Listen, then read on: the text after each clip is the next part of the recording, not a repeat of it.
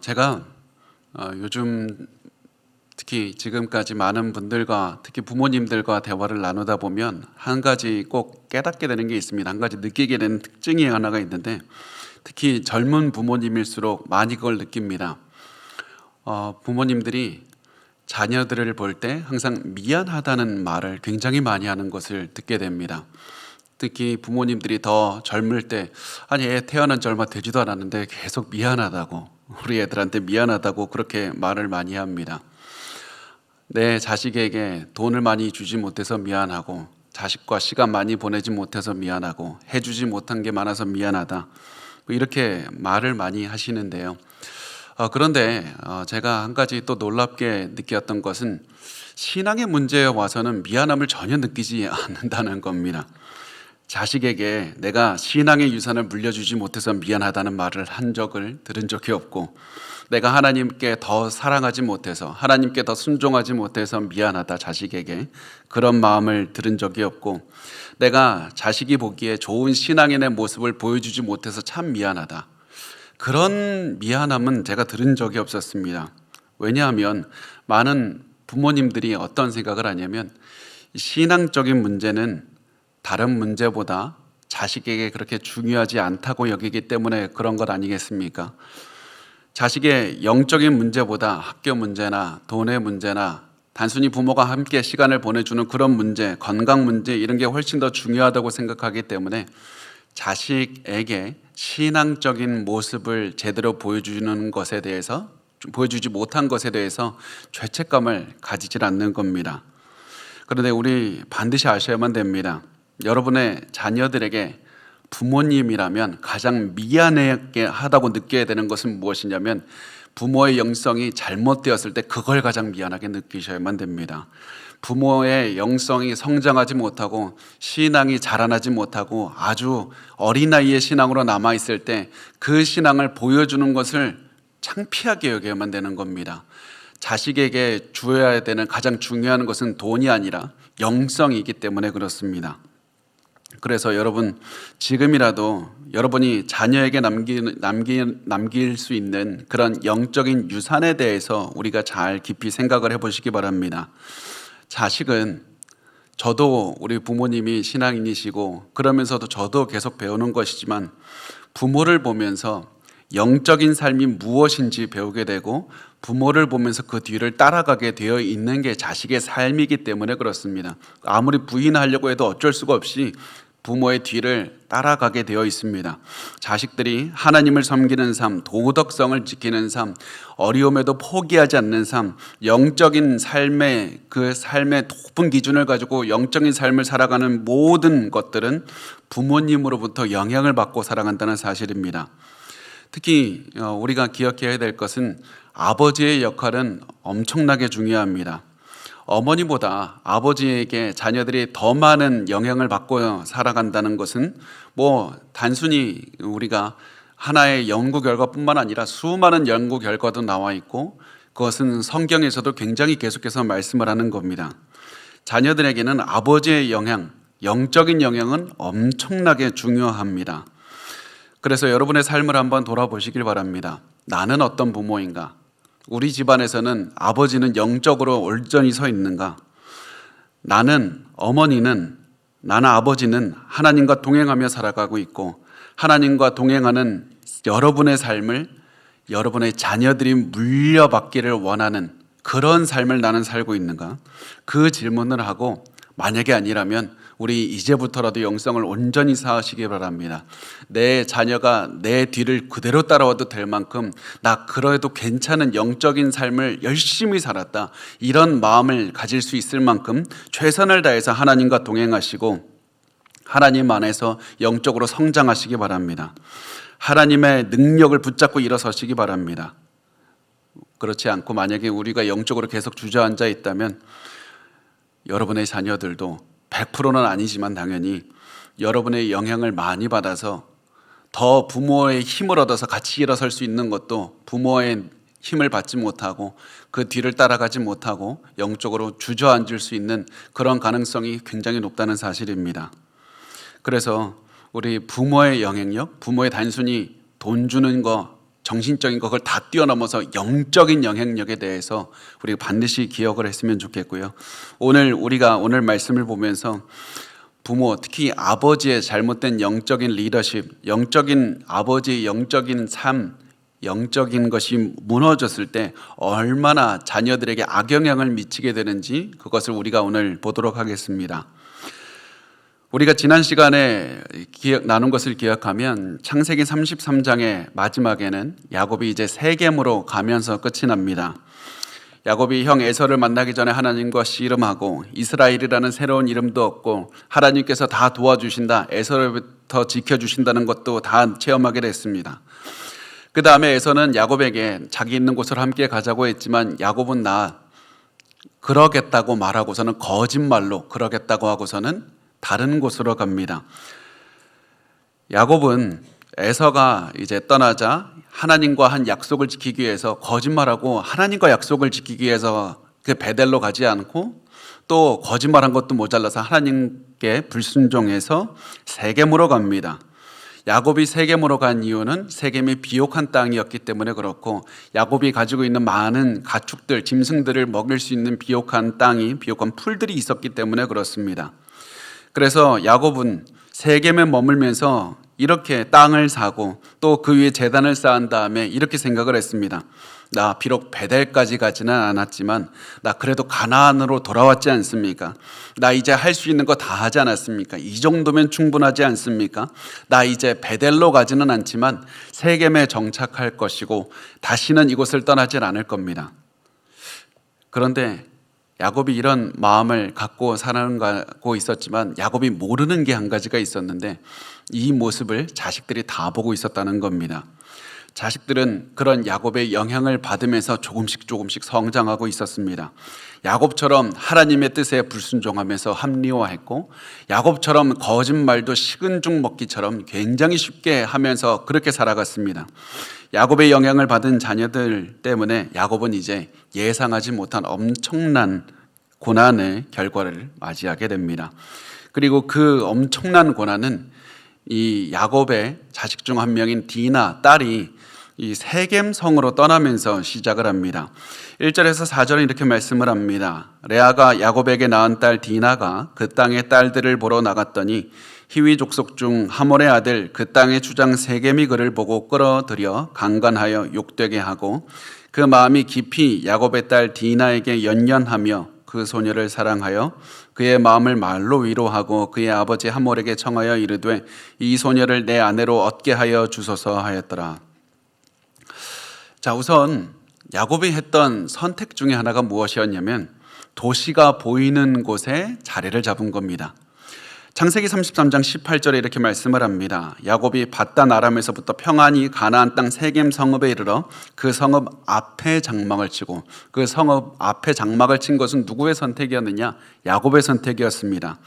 야곱은 도시 앞에 세겜 성 앞에 이 진을 쳤기 때문에 야곱의 가족들은 매일 세겜 성을 바라보면서 살았습니다. 그 중에서도 호기심이 왕성했던 10대 소녀 디나가 매일 눈에 보이는 세겜성을 구경하고 싶었습니다. 그리고 그 지역에 있는 다른 여자들과 사귀고 싶었습니다. 그래서 혼자 세겜으로 떠납니다.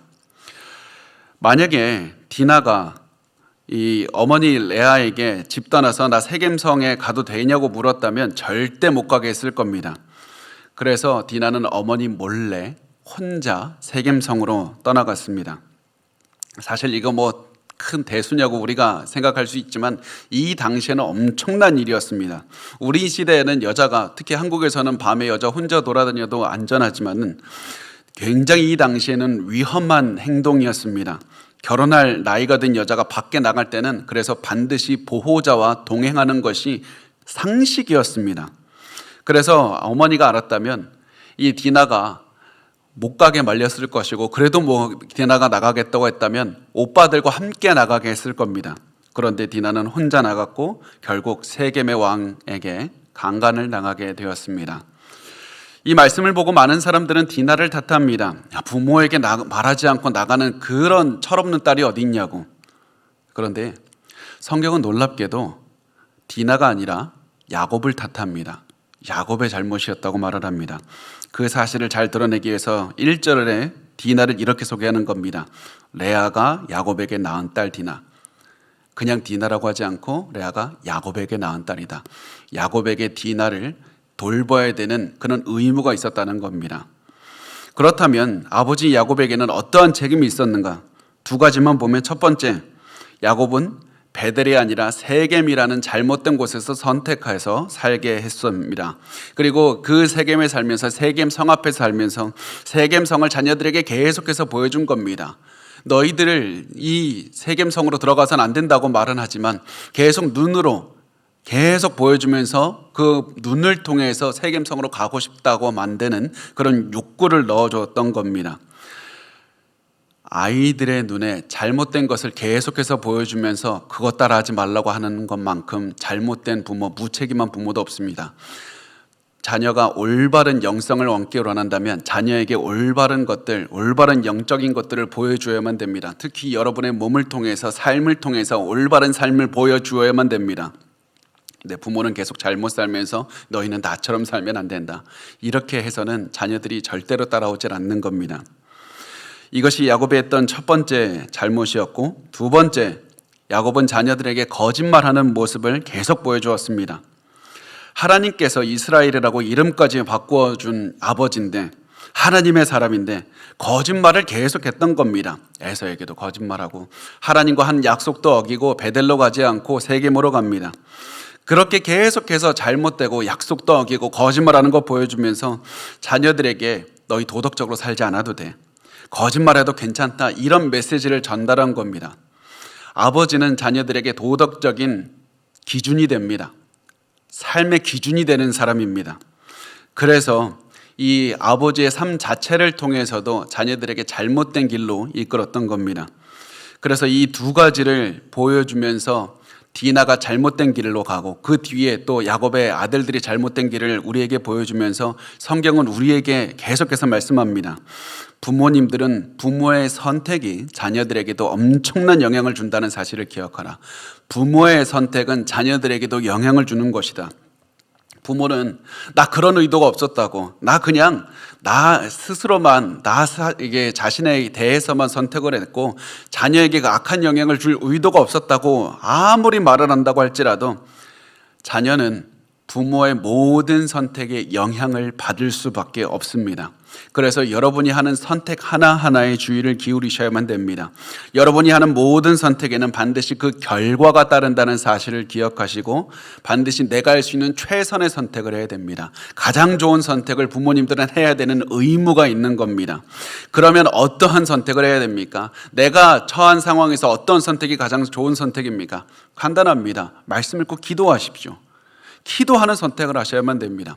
단순히 기도 5초 해보고 하지 말고, 여러분, 제가 계속해서 저도 자주 강조하는 것이지만 우리 인생에서 보면 인생을 마치 그 주식시장 단타 치듯이 잠깐 빨리 막 초단위로 막 이렇게 넣었다 뺐다 하시는 분들이 있는데요, 우리 인생에서 그렇게 빨리 결정해야 되는 문제는 많이 없습니다. 아무리 급해 보이는 문제도 충분히 기도한 다음에 선택해야 할 수 있는 시간은 충분히 있습니다.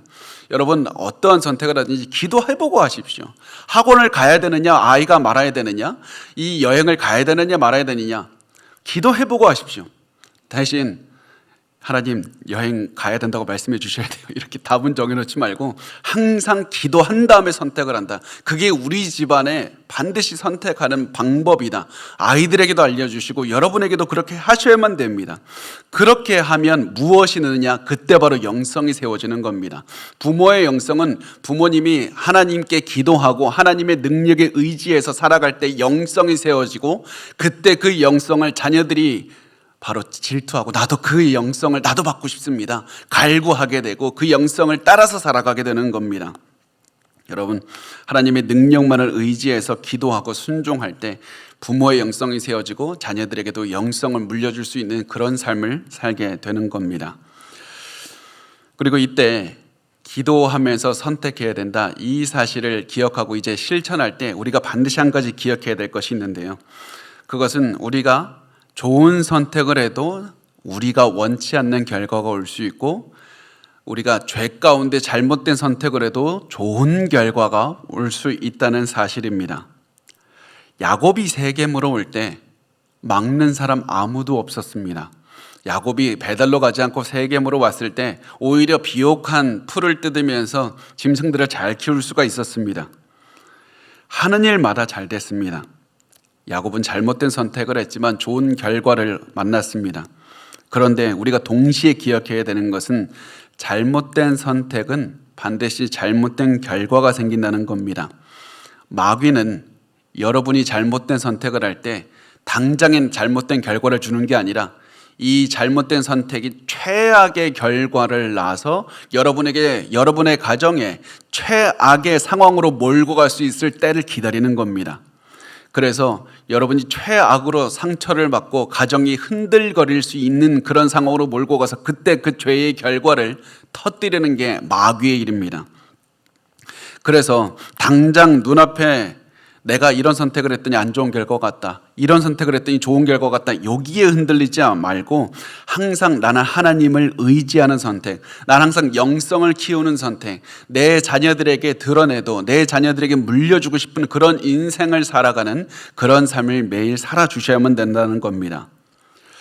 그런데 야곱은 그렇게 하지 못했고 하나님을 불순종하는 선택을 했고 결국 아까 언급한 것처럼 디나가 세겜 성에 가서 강간을 당하는 이런 끔찍한 일이 벌어지게 됐습니다. 그나마 다행이라고 할 수 있는 것은 이 강간범, 이 세겜이 이 디나를 성폭행한 후에 디나를 매우 좋아하게 되었다는 사실입니다. 그래서 세겜은 아버지 하몰을 찾아가서 디나와 결혼하게 해달라고 부탁했습니다. 세겜은 당연히 올바른 사람이라면 강간을 당하고 무서워서 벌벌 떨고 있었을 디나에게 가서 용서를 구하고 집으로 돌려보냈어야만 됐습니다. 그런데 디나를 자기 집에 붙들고 있는 상태에서 아버지를 찾아가서 결혼하게 해달라고 부탁했던 겁니다. 이거 볼 때 우리 뭘 할 수 있습니까? 철부지 인생, 전혀 성장하지 않은 애어른이라는 것을 볼 수가 있습니다.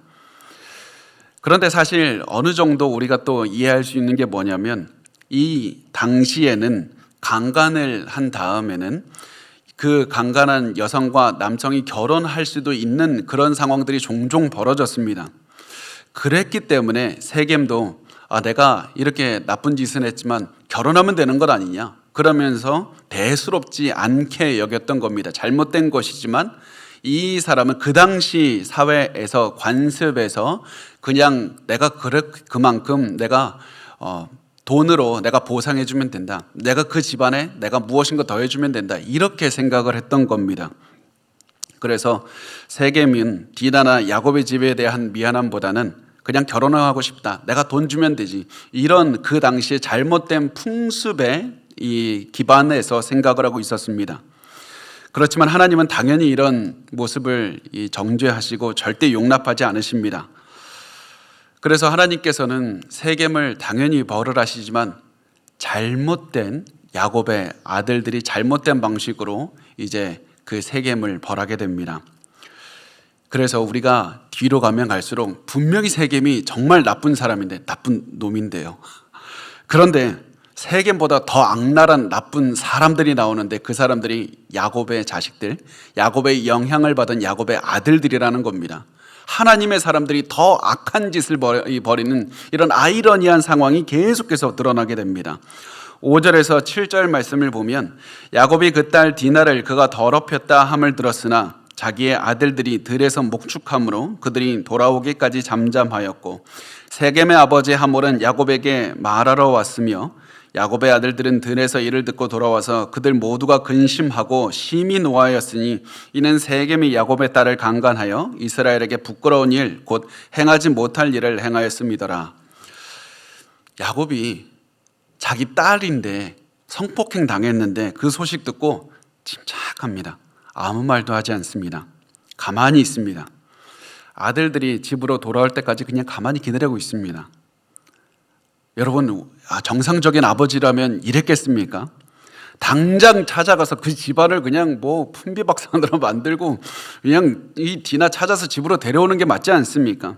내 딸이 지금 얼마나 무서워하고 있는지를 아냐고 하면서 그 사람을 따져서 멱살이라도 잡고 어떻게 해서든지 복수하고 싶은 마음도 들고 막 이런 게 맞지 않습니까?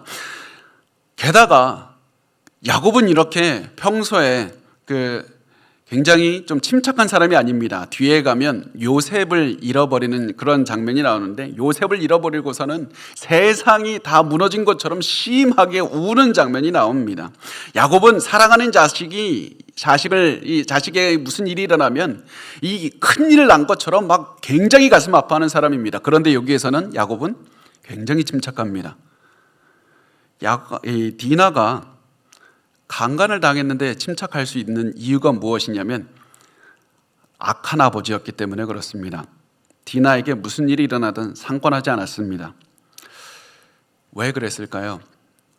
디나의 어머니가 레아였기 때문에 그렇습니다.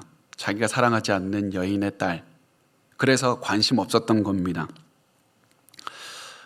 저를 그런 눈으로 보지 마십시오. 저도 야곱이 이해가 안 갑니다. 그런데 아버지가 전해준 소식을 듣고 집으로 달려온 디나의 오빠들, 야곱의 아들들은 굉장히 화가 났습니다. 디나가 강간을 당했다는 소식도 화를 나게 했지만, 아버지 야곱이 어떻게 딸에 대해 저렇게 할 수 있을까? 아버지가 어떻게 저렇게 딸의 가슴에, 우리의 가슴에 저렇게 못을 박을 수 있을까? 어떻게 무관심할 수 있나? 그래서 화가 났습니다. 그런데 이런 야곱의 아들들의 가슴에 이 불붙는 마음에 기름을 붓는 사람들이 있었는데, 그것은 디나를 강간한 다음에 결혼하겠다가 찾아온 세겜과 세겜의 아버지 하몰이었습니다. 그들에 대해서 8절에서 12절에 이렇게 말씀합니다. 우리 같이 읽어볼까요? 시작. 하몰이 그들에게 이르되 내 아들 세겜이 마음으로 너희 딸을 연연하여 하니 원하건대 그를 세겜에게 주어 아내로 삼게 하라. 너희가 우리와 통혼하여 너희 딸을 우리에게 주며 우리 딸을 너희가 데려가고 너희가 우리와 함께 거주하되 땅이 너희 앞에 있으니 여기에 머물러 매매하며 여기서 기업을 얻으라 하고, 세겜도 디나의 아버지와 그의 남자 형제들에게 이르되 나로 너희에게 은혜를 입게 하라. 너희가 내게 말하는 것은 내가 다 주리니 이 소녀만 내게 주어 아내가 되게 하라. 아무리 큰 혼수와 예물을 청할지라도 너희가 내게 말한 대로 주리라. 아멘.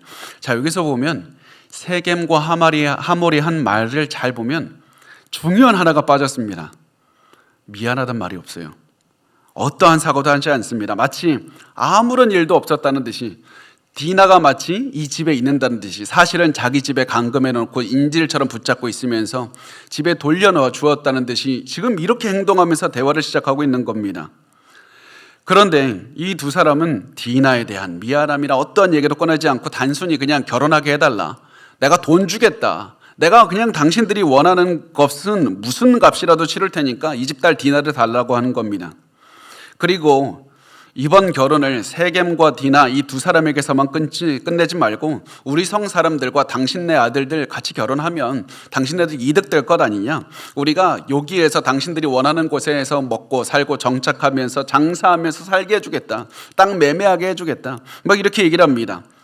어디든지 이제 이들과 결혼하면 이 짐승도 칠 수 있고 많은 재산도 얻을 수가 있습니다. 추가로 너희가 더 원하는 게 있느냐? 그럼 내가 그것이 무엇이라도 혼수 내가 다 주겠다, 이렇게 얘기를 합니다. 정말 좋은 제안이라고 생각을 했을 것이고, 이 두 사람은 우리의 제안을 왜 거절하겠어? 너무 좋은 제안인데? 이렇게 생각하면서 이야기를 하는 겁니다.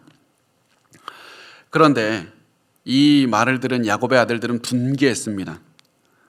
어떻게 디나도 돌려보내지 않고 이런 말을 할 수 있는가? 어떻게 미안하다 미안한 말도 안 할 수 있는가? 어떻게 와서 돈 얘기부터 꺼낼 수가 있는가?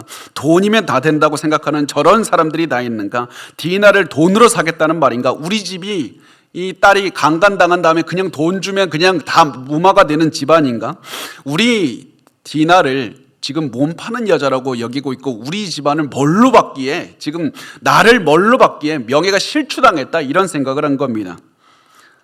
게다가 이런 일은 아버지 야곱이 나서서 먼저 얘기를 하고 먼저 대항을 하고 얘기를 해야 되는데, 야곱은 아들들에게 맡기고 자신은 뒷짐지고 나몰라라 하고 있는 그런 상황인 겁니다. 아들들은 이 상황을 참을 수가 없었습니다. 특히 시므온과 레위, 레아의 두 아들들 참을 수가 없었습니다. 그래서 엄청난 계획을 꾸미게 됩니다. 단순히 내가 저 하몰과 세겜 두 사람만 죽일 게 아니라 저 세겜 성에 있는 모든 남자를 다 죽여버리겠다, 이런 마음을 품게 된 겁니다. 여기에서부터 이 하몰과 세겜의 죄가 오히려 작아 보이는 그런 효과가 드러나게 됩니다.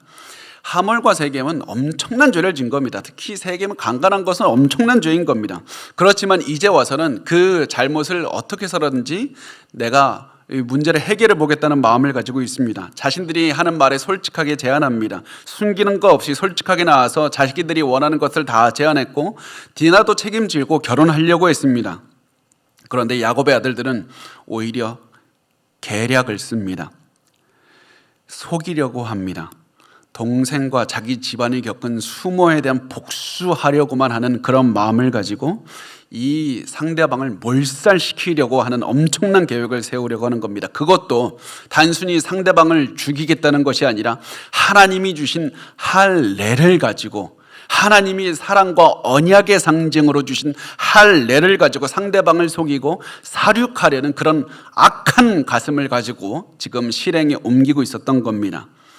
그래서 13절에서 17절은 이렇게 말씀을 합니다. 야곱의 아들들이 세겜과 그의 아버지 하몰에게 속여 대답하였으니 이는 세겜이 그 누이 디나를 더럽혔습니다. 야곱의 아들들이 그들에게 말하되 우리는 그리하지 못하겠노라. 할례 받지 아니한 사람에게 우리 누이를 줄 수 없노니 이는 우리의 수치가 됨이니라. 그런즉 이같이 하면 너희에게 허락하니라. 만일 너희 중 남자가 다 할례를 받고 우리같이 되면 우리 딸을 너희에게 주며 너희 딸을 우리가 데려오며 너희와 함께 거주하여 한 민족이 되려니와 너희가 만일 우리 말을 듣지 아니하고 할례를 받지 아니하면 우리는 곧 우리 딸을 데리고 가리라. 야곱의 아들들은 자신들이 결혼을 서로 주고받을 수, 같이 할 수 없는 유일한 이유가 상대방의 할례 받지 않았기 때문이라고 이렇게 이야기를 했습니다. 너희 성은 모든 남자들이 할례만 받으면 우리 결혼해서 한 민족 될 수 있다. 그런데 이것은 아까 말했듯이 이 사람들을 다 속여서 죽이려는 그런 계획의 일부였던 겁니다. 할례를 받게 한 다음에 움직이지 못하게 해서 그 사람들을 다 죽이려고 했던 계획이었습니다. 이 모습을 통해서 이 야곱의 아들들의 마음이 얼마나 악랄한지 성경은 드러내고 있는 겁니다. 이 성경 창세기를 기록하는 모세조차 이들이 얼마나 악랄한지 그걸 적나라하게 드러내고 있는 겁니다. 이들은 아무렇지도 않게 거짓말을 했을 뿐만 아니라 하나님이 주신 언약의 상징을 사용해서 사람들을 속이고 살육하는데 사용하고 있었습니다. 아무리 거짓말을 해도 그렇지, 아무리 사람을 정말 죽여서는 안 되지만 죽여도 그렇지, 하나님이 은혜로 선택해 주시고 언약을 맺으셨다는 그 상징을 이용해서 어떻게 사람을 죽일 수 있습니까? 어떻게 하나님이 주신 상징을 이용할 수 있습니까? 그 유일한 이유가 무엇이냐면 이들이 하나님을 함부로 대하고 있었기 때문에 그렇습니다. 이 야곱의 아들들은 하나님을 무시하고 있었습니다. 그렇다면 이들이 어떻게 하나님을 무시할 수가 있었습니까? 이 태도를 어디서부터 배웠습니까? 야곱으로부터 배운 겁니다. 아버지로부터 배운 겁니다. 아버지는 하나님께서 새로운 이름을 주셨고 베델로 가라고 했는데 그것도 무시하고 내가 대충 섬겼습니다. 대충 순종했습니다. 이렇게 해서 우리 아버지의 인생을 보니까 하나님 무시당할 만한 분이다. 그래서 이들은 야곱이 믿는 하나님도 높이질 않았고 아버지 야곱이 하나님을 높이지 않는 모습을 보았기 때문에 하나님을 함부로 대했고 아버지를 존경할 수 없었기 때문에 아버지가 사랑하는, 또 아버지가 높이는, 아버지를 사랑해 주시는 하나님을 높이질 않았던 겁니다. 아버지와의 관계가 아들과의 관계에도 영향을 줬고 아버지와 하나님과의 관계가 아들들과 하나님과의 관계에도 영향을 주었습니다. 야곱이 평소 자기 이익을 위해서라면 쉽게 속이고 사기쳤던 것처럼 야곱의 자식들도 아버지처럼 자기 목적을 위해서라면 상대방을 쉽게 속이고 죄를 저질렀던 겁니다. 야곱이 아무리 부인하고 싶어도 야곱의 자식들의 죄의 책임은 아버지에게 있었습니다. 그런데 이런 일들이 벌어지고 있음에도 불구하고 이 세겜과 하몰은 아무것도 모르고 알겠다고, 의심하지 않고 알겠다고, 우리 할례 받겠다고, 내가 가서 사람들 설득해서 할례를 받겠다고 얘기를 합니다. 이 이유가 무엇이냐면 이 당시에도 할례가 무엇인지 사람들은 다 알고 있었기 때문에 그렇습니다. 우리가 흔히 할례는 유대 민족들만 했다고 생각을 하지만 고대에서는 할례는 굉장히 많은 민족들이 하고 있었던 겁니다. 성인식에도 했었고 결혼 예식 중에 할례 의식도 있었습니다. 뭐 여러 가지 할례 의식이 있었는데 하나님과 언약 백성이 된다는 그런 의미의 할례는 유대인들만 했습니다. 언약의 상징으로 할례한 건 유대인들만 했습니다. 그래서 이 유대인들은 언약의 의미로 할례를 했지만 세겜 사람들도 이미 다른 민족 다 할례하고 있으니까 뭐 이상한 거 아니다, 우리도 할 수 있지, 그런 마음으로 거리낌 없이 할례를 하겠다고 약속을 한 겁니다. 그리고 나서 이들은 이제 자기 성으로 돌아가서 사람들을 설득하기 시작을 합니다. 18절에서 24절 우리 같이 읽겠습니다. 오늘도 얼굴이 나왔습니다. 자, 같이 읽겠습니다. 시작. 그들의 말을 하몰과 그의 아들 세겜이 좋게 여김으로 이 소년이 그 일 행하기를 지체하지 아니하였으니 그가 야곱의 딸을 사랑함이며 그는 그의 아버지 집에서 가장 존귀하였더라. 하몰과 그의 아들 세겜이 그들의 성읍 문에 이르러 그들의 성읍 사람들에게 말하여 이르되 이 사람들은 우리와 친목하고 이 땅은 넓어 그들을 용납할 만하니 그들이 여기서 거주하며 매매하게 하고 우리가 그들의 딸들을 아내로 데려오고 우리 딸들도 그들에게 주자. 그러나 우리 중에 모든 남자가 그들이 할례를 받음 같이 할례를 받아야 그 사람들이 우리와 함께 거주하여 한 민족 되기를 허락할 것이라. 그러면 그들의 가축과 재산과 그들의 모든 짐승이 우리의 소유가 되지 않겠느냐? 다만 그들의 말대로 하자. 그러면 그들이 우리와 함께 거주하리라.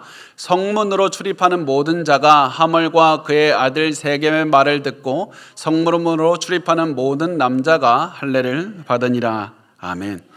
자, 여기에서 세겜과 하몰의 단점, 잘못된 점이 드러납니다.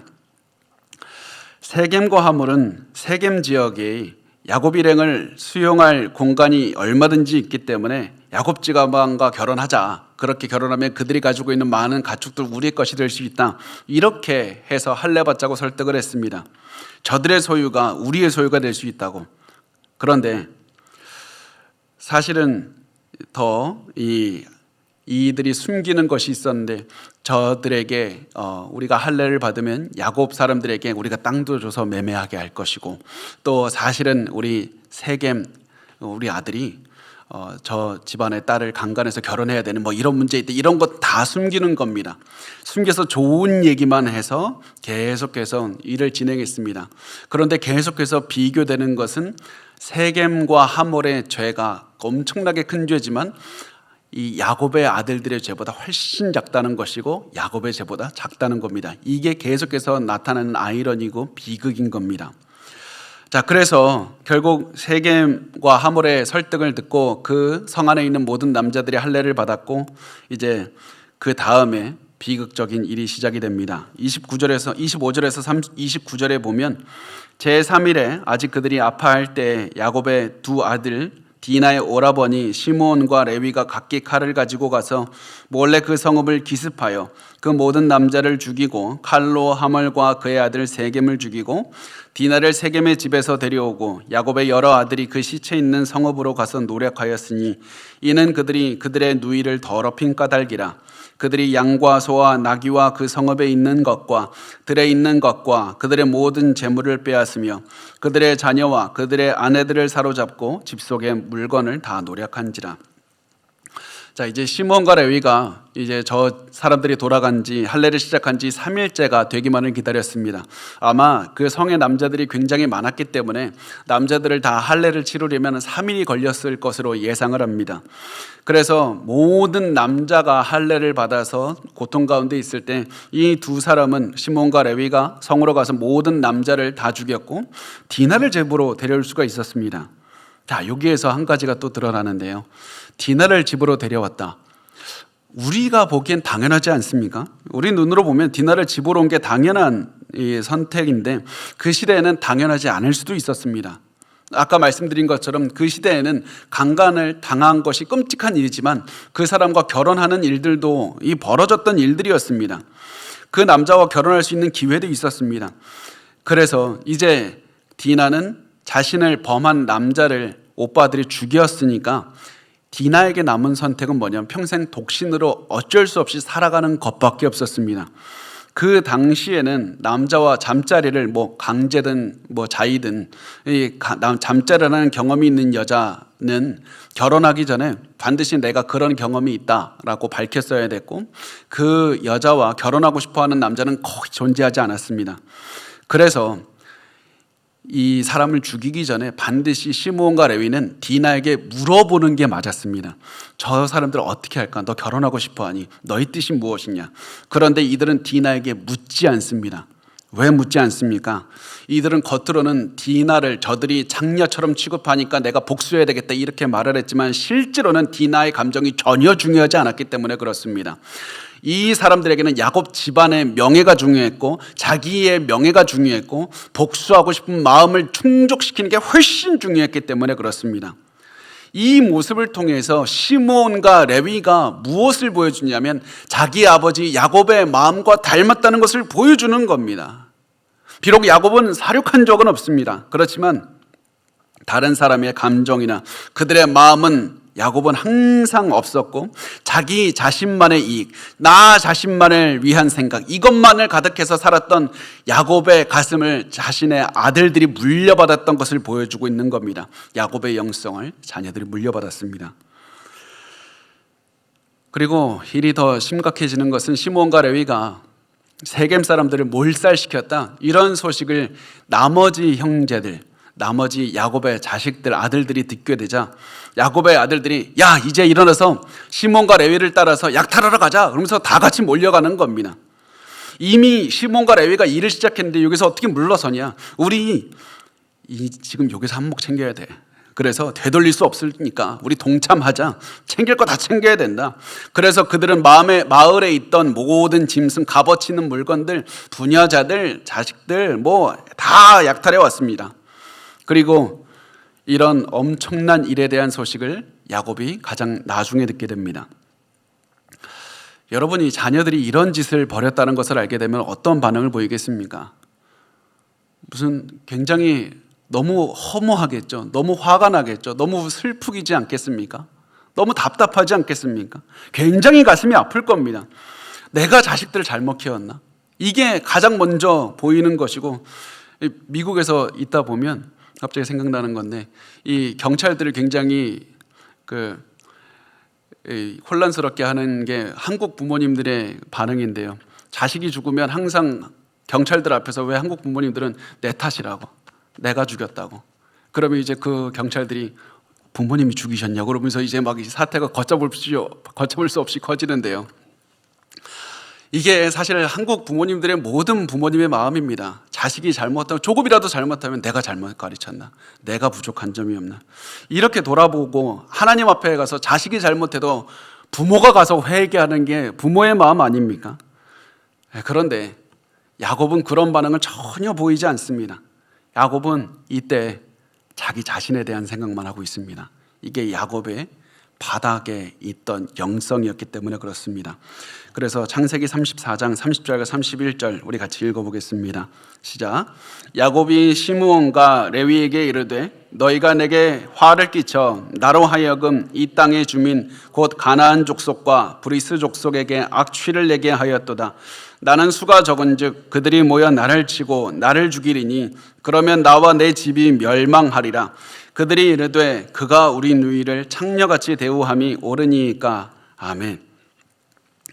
야곱이 하는 말을 들으면 시므온과 레위가 악한 일을 했다는 사실 때문에 안타까워하는 게 없습니다.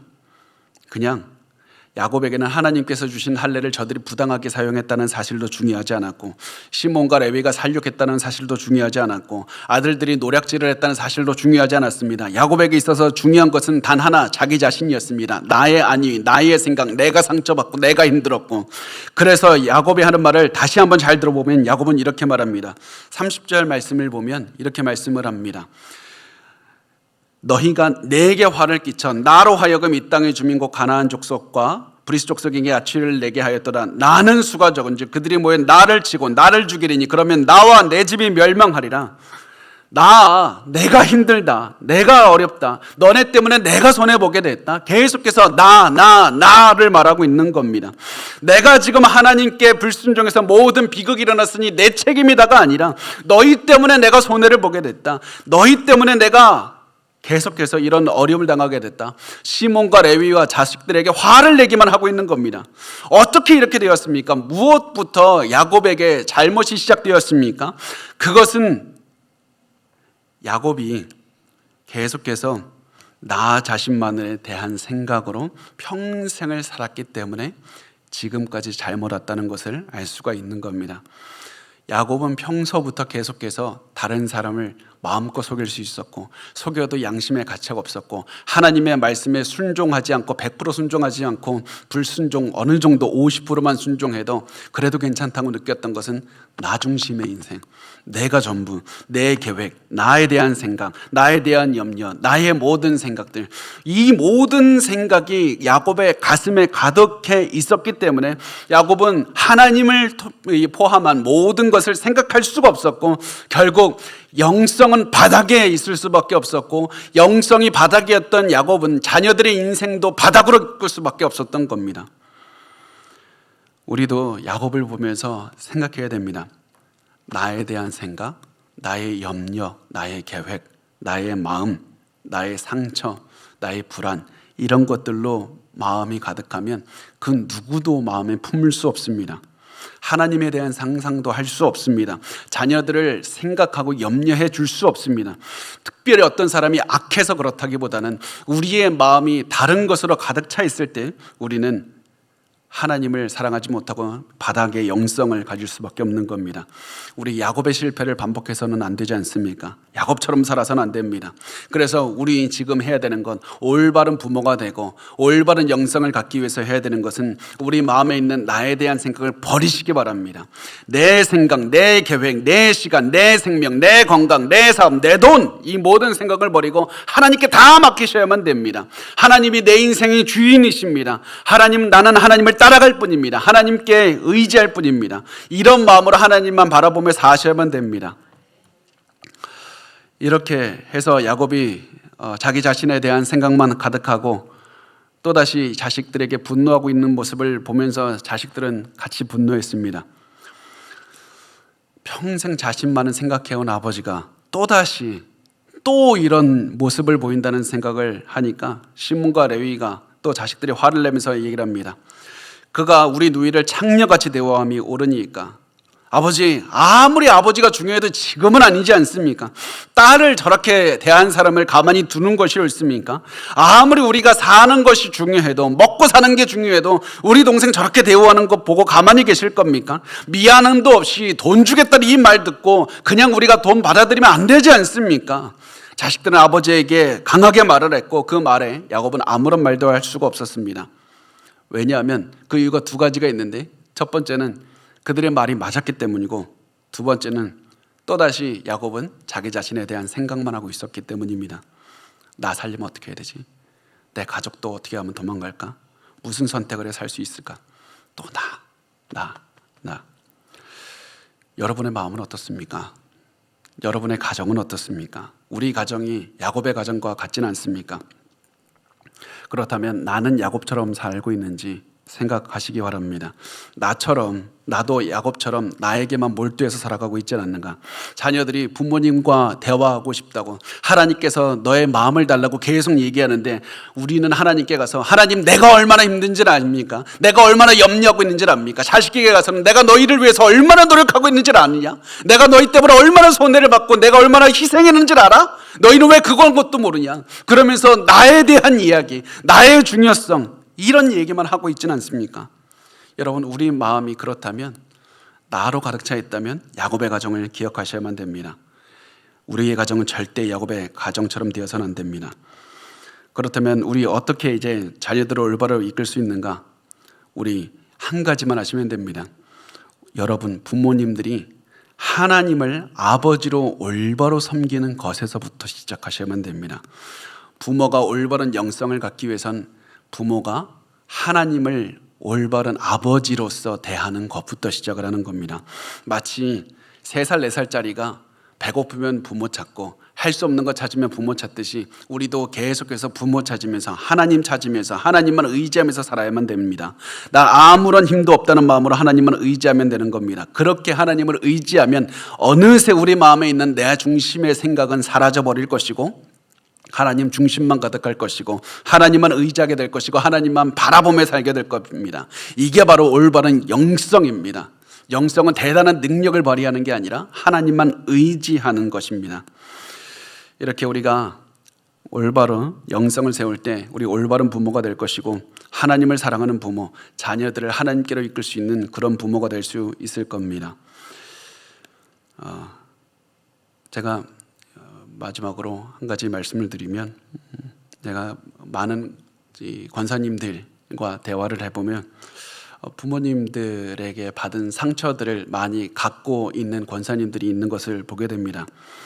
어렸을 때 왜 우리 아버지 어머니는 나 어린 나를 그렇게 대하는지 모르겠다고, 그렇게나 무서웠는데 그렇게 무서워하는 짓을 시키고 그렇게 때리고 쫓아내기도 하고, 그런 가슴의 상처들을 안고 살아갑니다.